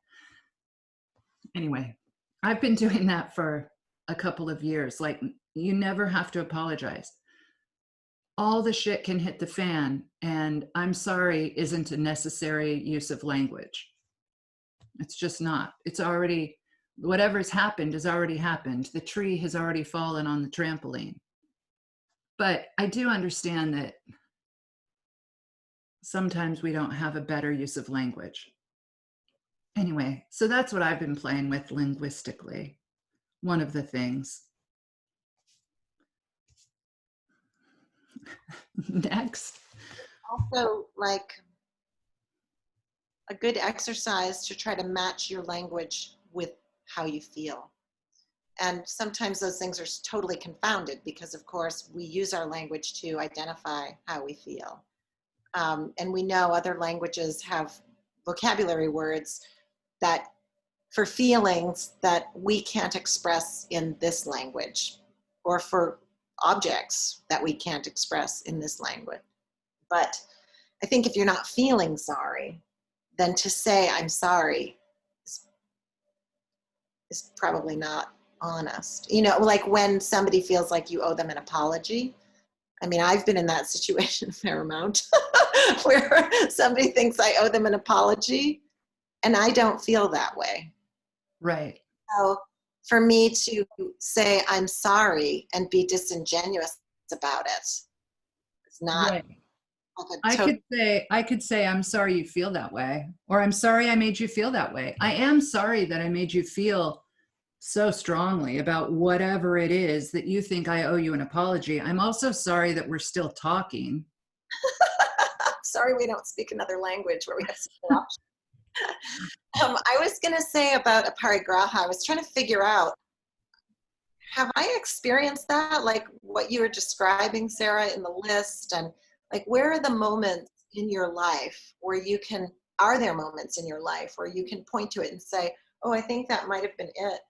And going back to what Milk Baba said, I think sleep is probably it, when at least, you know, when you're just not in need of something consciously, you're not grasping for something. And then the only other time that I can think of is I had the flu pretty seriously 2 years ago. And it was like being,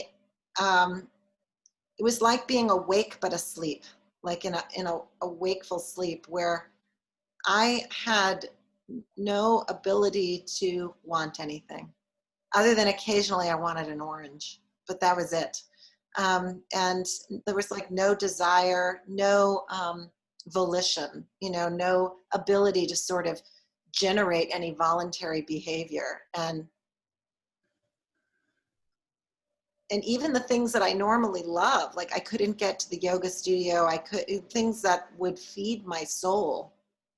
I just was, I don't know.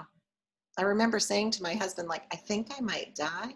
I have no anxiety over that. Like, I am fine with it, you know? Yeah. So, and I was, like, it wasn't, I felt like, yeah, if that's how this all resolves, I'm good. Yeah. It wasn't a death wish. It was just like, oh, that might happen. Okay. You know? Yeah. But I can't, otherwise, I think I'm not good at Aprigraha. I'm a greedy little bitch. But I'll keep working on it. I think to answer your question, I think I had a similar experience to your illness, like after my head injury, because I really had not a lot of, I had to be very content with where I was. I wasn't always. I cried more than I've ever cried in my life. I'm glad that phase has passed. But and then even like a year afterwards, and even now, I sometimes have to find that because I can't, like the things that I used to be able to do, I can't, like, so I have to be more in the moment. That first summer, I really had to practice like waking up and like assessing how I was doing and then making a choice. So I had to be more in the moment in order to stay more regulated. But I think like in general life, like I remember learning that I could get as stuck, this isn't with like hoarding memories, like good memories. It didn't necessarily have to be like bad memories. It could be positive. Like I'm someone who's like very like loves old photos and I sort of had this awareness that like that was getting me as stuck to not open to new things as staying in negative memories. And that I think was the biggest. So I don't know if I like always am like walking around like a vessel, you know, open vessel to new experiences, but I think sometimes I've shifted in the attachment to allow more space, maybe. So that idea that you recognized that positive memories were just as sticky as negative memories, right? That reminds me of the 3 types of karma that we were talking about. So there's V karma, Su karma, Akarma. V karma is negative karma. Obviously, it's sticky and it will get us kicked back to try again. I don't know that I believe about the kicked back to try again, but that is part of the language that I learned with these 3 types of karma, because they had to do with the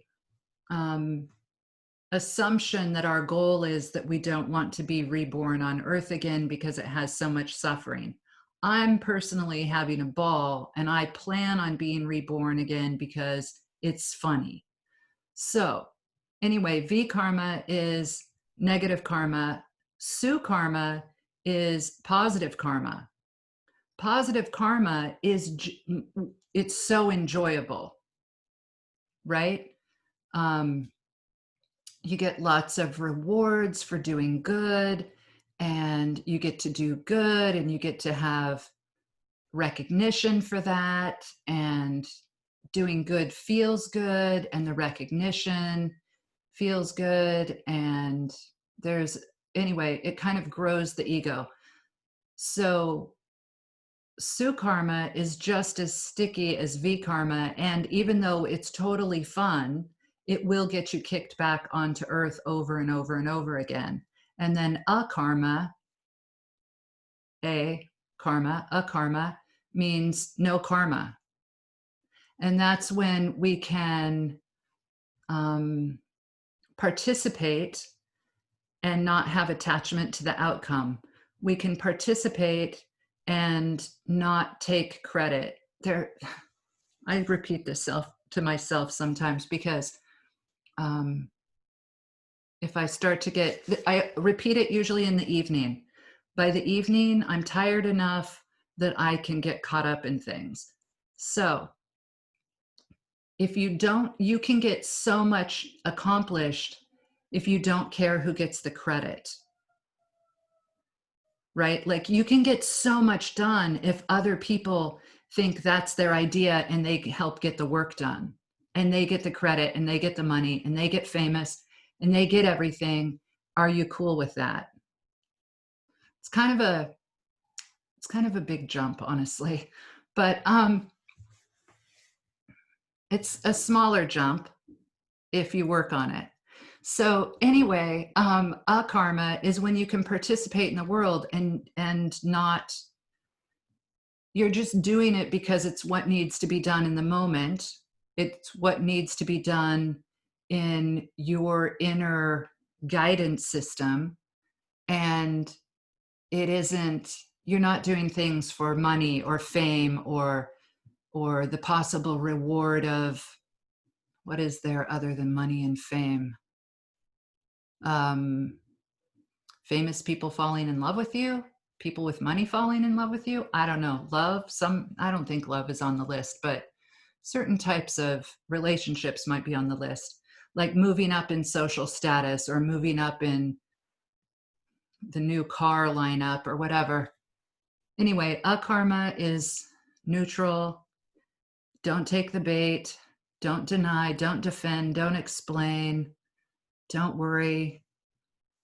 Just do what needs to be done in the moment.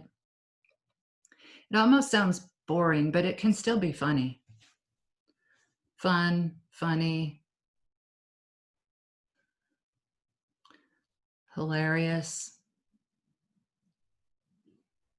Hopefully hilarious. Hilarious is so much better than annoying. Anyway, V karma and Su karma get us kicked back a karma. You can participate in the world, and then after you die, you have a choice whether you want to come back or not. And the yogis are all supposed to choose no. I think that's funny. You can't tell us what to do. We're yogis. We're spontaneous. And if you tell us not to come back, we're definitely going to come back. Anyway, questions, answers? Oh my gosh, I love that Giovannina is painting while we're talking. That's so great.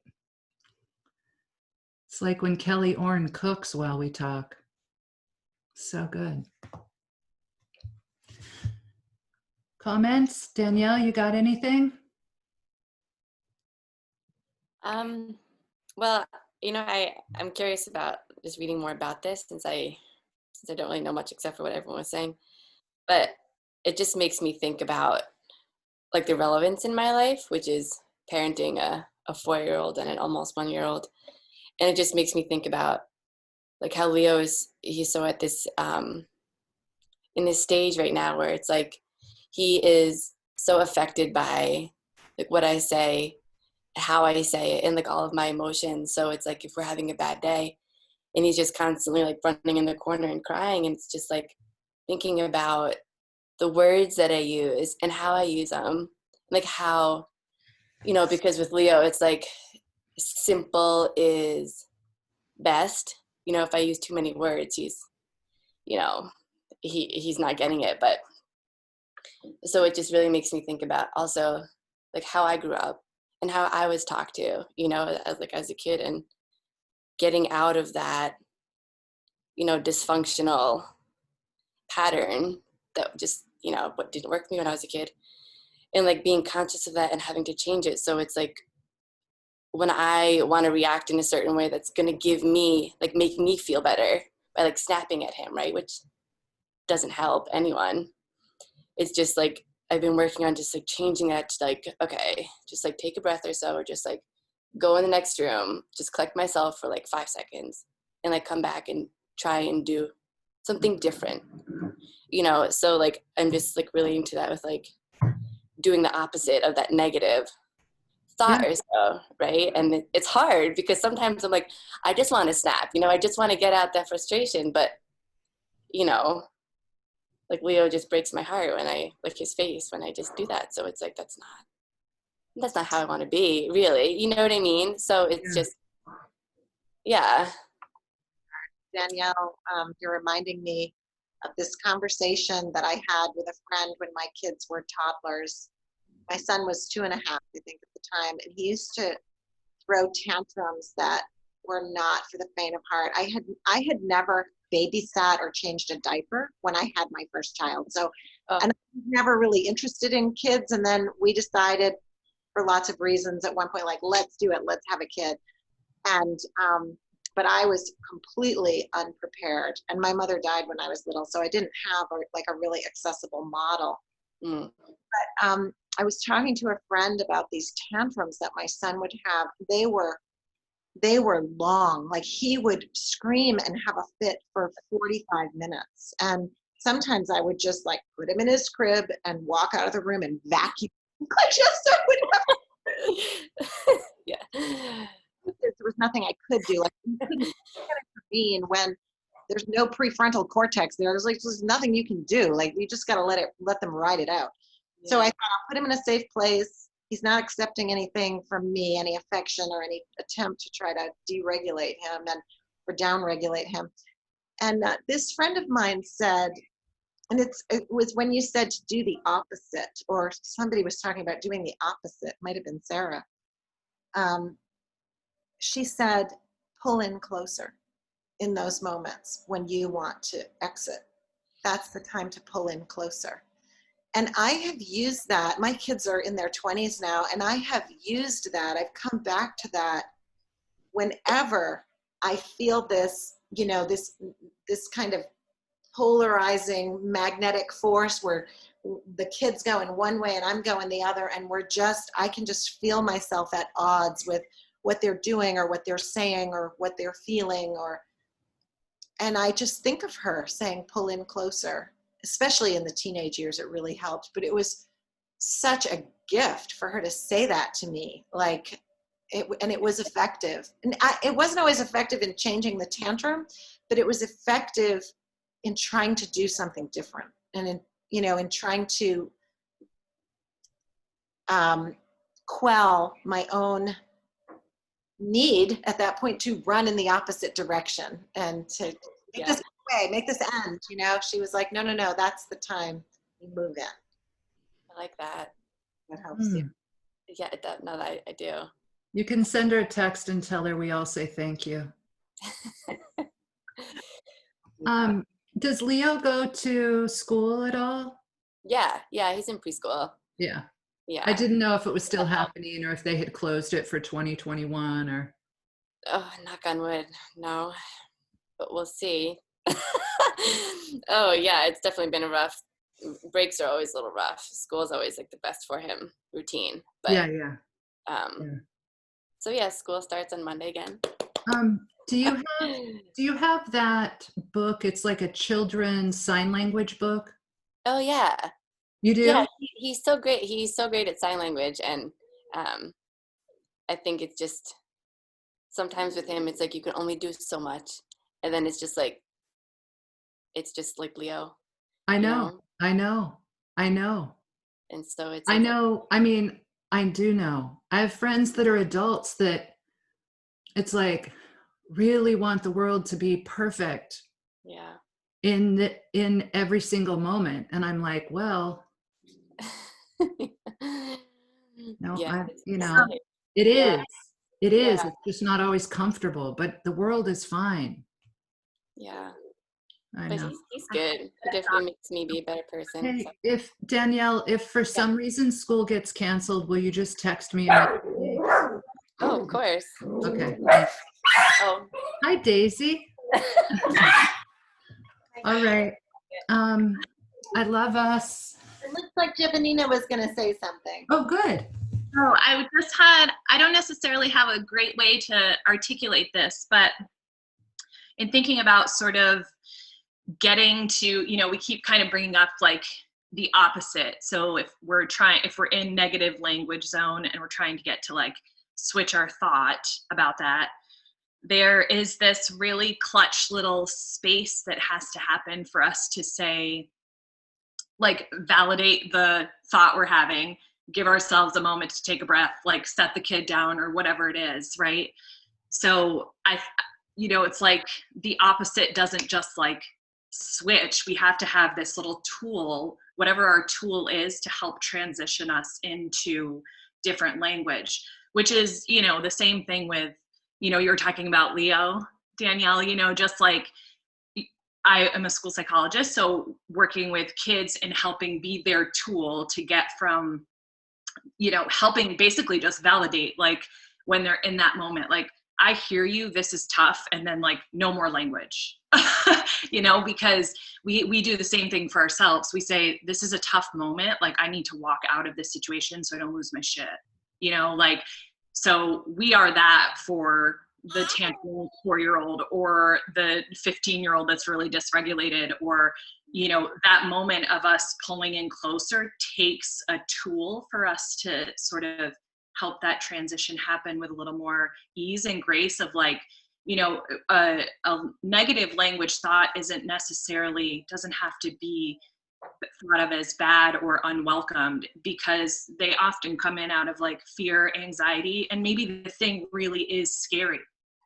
But is it, the thing that's really scary, or your response to it, and if you're available and ready for it? So it's like, I just got thinking about it, sort of having some,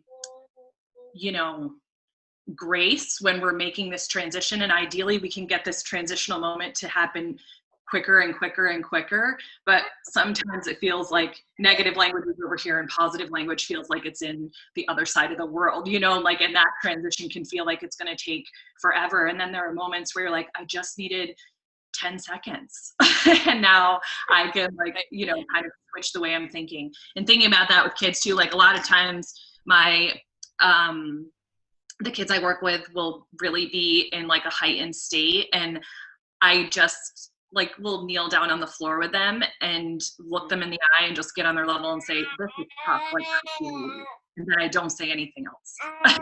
And sometimes just like you holding the space for them so they can sit and exist in their miserable moment, you know, after you've taken your breaths and you've brought your, you know, because some kids, I mean, same thing. I'm like human. I'm like, oh my God, you're driving me batshit. You're not mine, but like you're making me feel great. You know, and I need to do the same thing, right? So I just, as you know, it's like we have I think sometimes there's an urgency to sort of think positively and be in positive land and all the time, and that's just unrealistic. And sort of thinking about the grace and ease we welcome that transition, and sort of playing with that space as well, noticing it, I guess.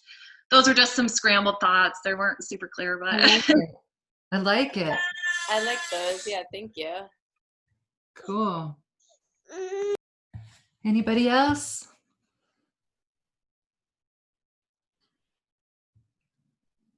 All right. I love us. I love you, Danielle. I love you. I love you, Gina. I love you, Bill. I love you, Maria. I love you, Sarah. I love you, Giovannina. I love you, Isaac. I love you, Amelia. Bye, everyone. I love you, Nico. I love you, Erica. I love you, Emily. Bye.